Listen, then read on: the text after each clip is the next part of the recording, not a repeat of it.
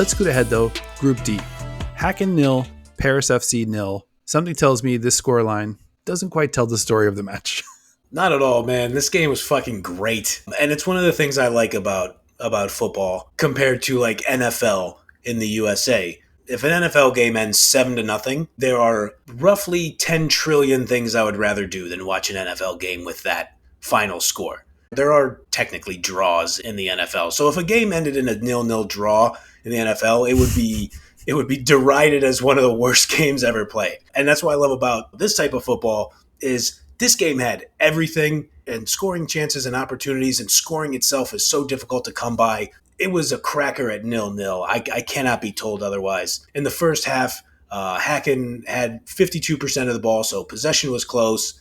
Hacken they were able to look a little more dangerous throughout, but Paris FC's defense held up and played super tough.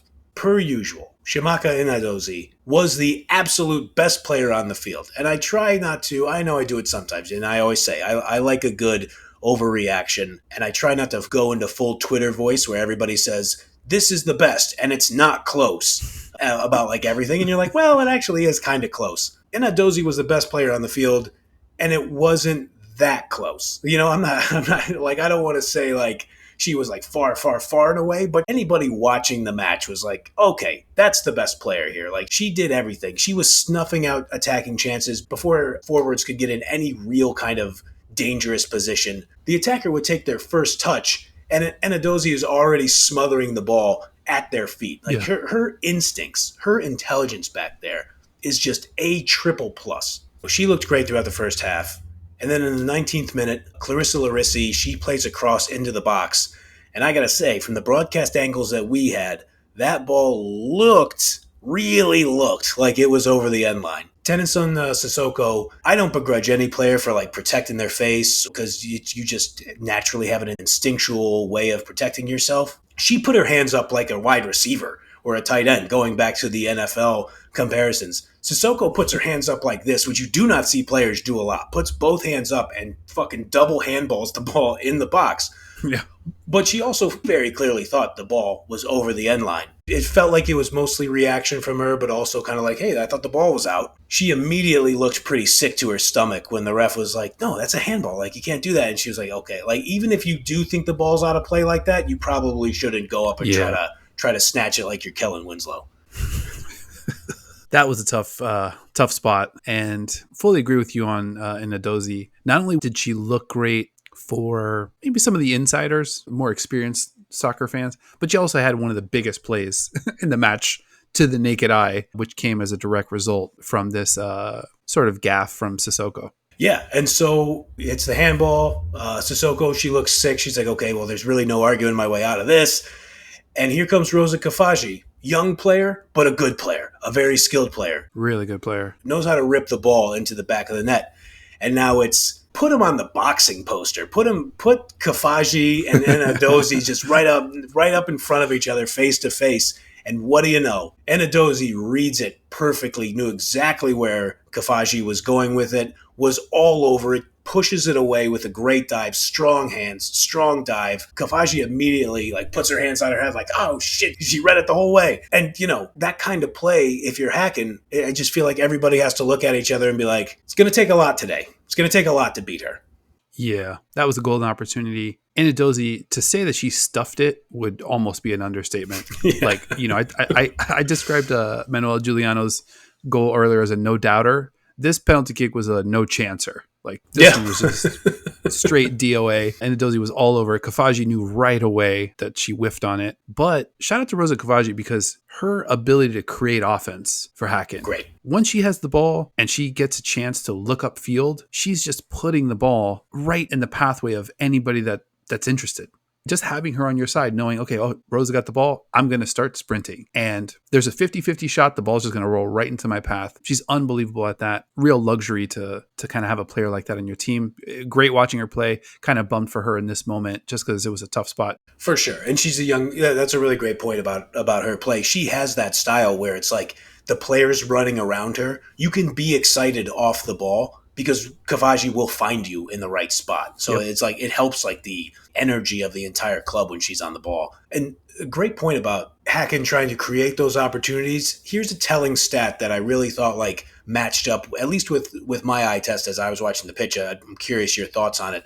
In the first half, Perry FC won aerial duels 10-0 over Hacken. They were winning everything out of the air. And I got to say, that is a really great showing against a team that features multiple Nordic players. It speaks to Perry FC's team building and their culture of size and toughness to kind of make sure they're winning those.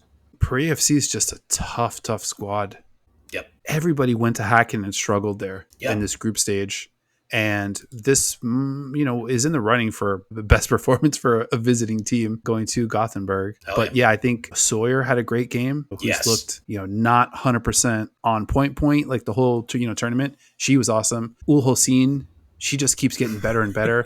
Talking about like Basha and Lucy Bronze, players like that are just end line to end line. She's sort of working her way into that mix where she's just like, oh, I feel comfortable sniffing around here. I know I can get back. I'm not afraid of anything going on here. Yep. She's playing great. It's just a nice mix of young players, more athletic players, more physical players, some veterans. And I think that's just kind of what makes them so dangerous. They have so many different moves they can go to. That's a great point. Selena Hosin, young player, full of energy. And then she has the crafty, smart veteran of Sawyer right there next to her. And yeah, you nailed it, man. Sawyer had some super key interventions where things were looking like they could have been a little dicey, where obviously you like your chances with Enadozi anytime, but without some of those Sawyer interventions, you would have had some 1v1 against the keeper situations that you never know how they're going to go. Speaking of Hosin, I'm glad you mentioned her. So the second half, it played out a little slower than the first half. Enadozi, she just kept producing more magic. She has a leaping save, like punches the ball over the bar in the 52nd minute and very clearly gets a cramp. And because Selena Hosin only plays and does anything at 100 miles per hour, or I think it's 161 kilometers per hour, she runs over to help stretch out Enadozi's leg with the cramp, and very clearly is way too aggressive trying to stretch out Enadozi. And you can see Enadozi on the ground be like, hey, chill. Oh, like easy with me here. And that like really made me laugh. Like Hosin is just like, she like is Kool-Aid man, like just kicked down the fucking door, burst through the wall. We've talked about it. She has a pretty slight frame, but she's coming for you. Fast as fuck and tough as fuck, no matter what. Even if you're her teammate and she needs to stretch out your cramp, apparently. I'm 6'3", clocking in somewhere in the 230s these days. And I feel like on a 50-50 ball, she would put me on my ass. Yeah. I feel pretty confident saying that. Yeah, she's just a bulldog out there. And, I thought, Tine had chances, Mateo had chances. They looked it was just one of those games. It was a 0-0 cracker, one of the best types of games that you can get. Both teams very much alive, to advance. Hacken obviously in an advantage position with regard to being able to get out of this group. Yep. But Perry FC just right there, they're not going away. They were the original giant killers coming into this group stage. And going into Matchday 6, they've still got a shot. Yeah, so Hacken needs to get at least the same number of points or better than Perry FC to make it through. Hacken will be taking on Real Madrid in Spain. Perry is playing Chelsea in France. I feel like that's a recipe for some high drama.